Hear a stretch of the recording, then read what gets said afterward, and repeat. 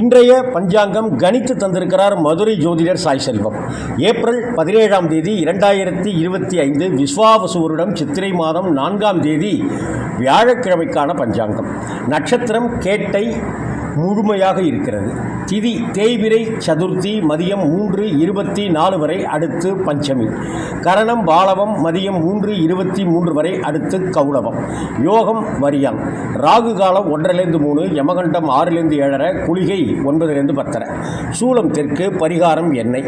சுப நேரங்கள் 12:1, 6:30, 7:30. சந்திராஷ்டமம். மேஷராசி அன்பர்களுக்கு சந்திராஷ்டமம். இன்று வியாழக்கிழமை. குரு பகவானை வேண்டிக் கொள்வது நல்லது.